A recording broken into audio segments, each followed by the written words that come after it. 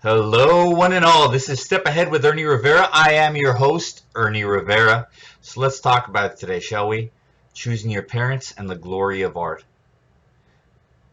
Wow, this is a really big, really important one, and I think it could help a lot of people out there. First of all, let me say this to all you parents out there. Raising children to the best of your abilities. I think you're amazing. You're absolutely spectacular, and I think you're beautiful people. You're the backbone of this world, and we need you. That being said, some people are not quite as lucky to get all these influences that they may need in their life.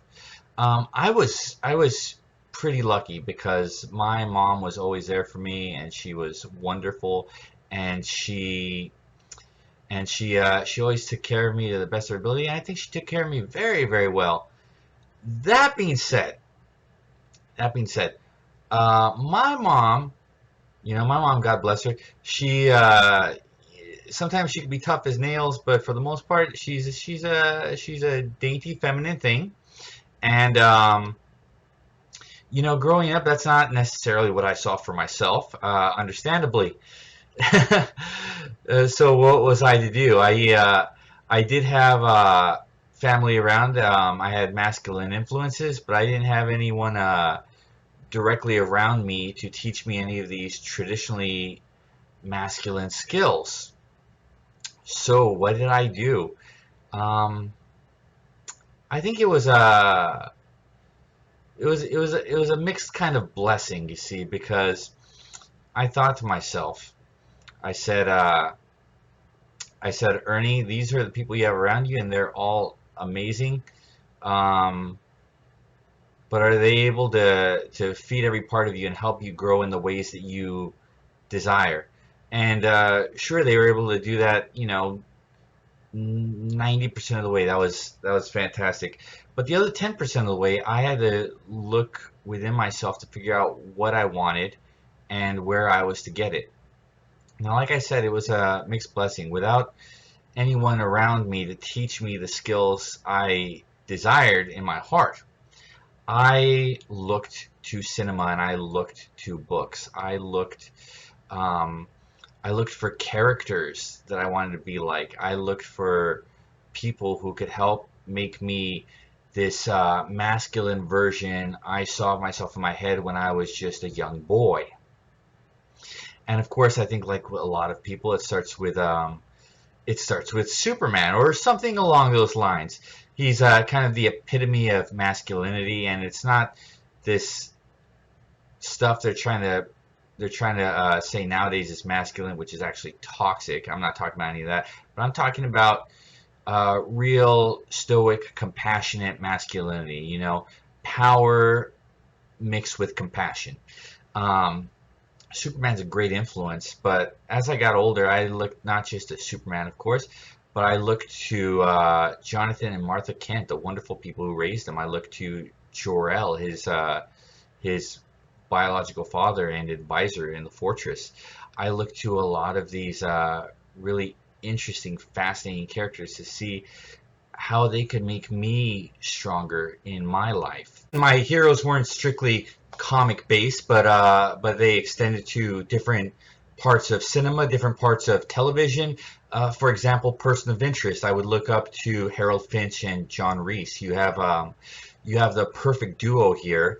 You have the brains, you have the brawn, you have both people working in tandem. No one person more important than the last, but they're working together for the common goal of helping human beings, and that is something that's amazing to me. I think that's just spectacular, and that's partially why I want to devote my energy to helping people in the ways which I am able to today. Um, Separate from that, there's so many. There's Edmond Dantes. Edmond Dantes became a brother of mine. He's a man who was put away in prison for 15 years, only to only to learn the skills necessary to right the wrongs when he was released.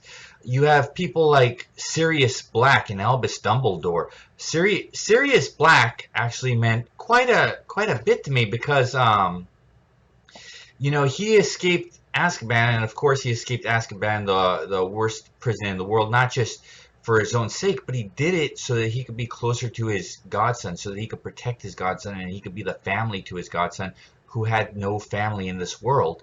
And I look to a guy like Sirius Black, I'm like, that is amazing, and that is a man I want to be like. That is a man I want to emulate. Someone who's willing to do anything to get out there to help out the loved ones he has in this world, and that means the world to me. It's so amazing.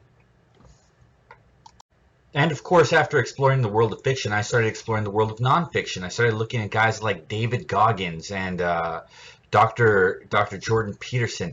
These were men who had either attitudes or philosophies or skills that I desired, and so I immersed myself in their works. I got to know them through their works, and I incorporated it into myself. I took it in myself as any child might take in the words of their parents, learning little bit by little bit, becoming a more complete, stronger, and hopefully more caring individual. It's at this time that I would like to thank all the real people who have been in my lives. Teachers, all of my uncles, my aunts. You know who you are. You're all very important to me. You all taught me little by little, and you helped me become more of the person I am today. I want to thank my grandmothers out in this world. I want to thank my mother for taking care of me even when I was too strong and willful to be taken care of.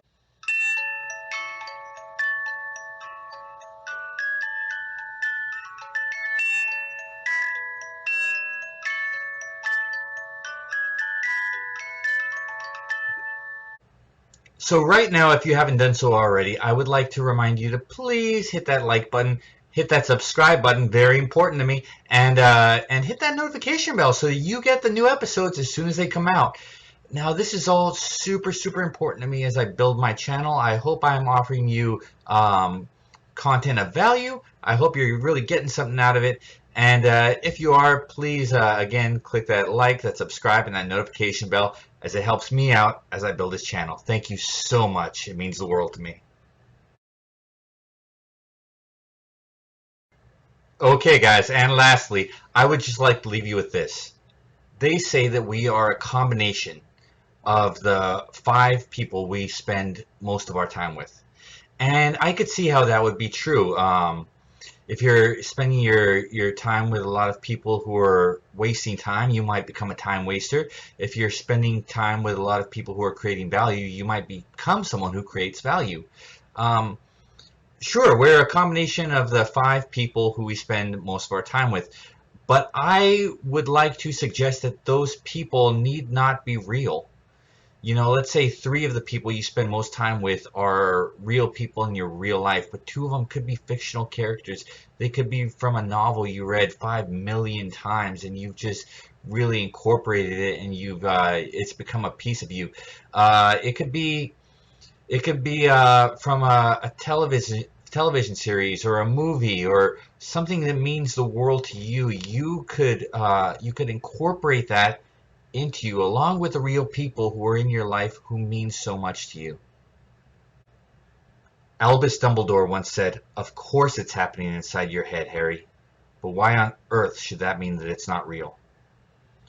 These fictional characters, they become real to us in that they become a piece of us, something we can aspire to. I'd really like to thank you all for joining me here on the show today. Again, if you haven't, please hit the like button, the subscribe button, and the notification bell, as it helps me to build my channel. Thank you so much for being here with me today. This has been Step Ahead with Ernie Rivera. I am your host, Ernie Rivera, and I hope to see you next time. Take care, guys. Bye.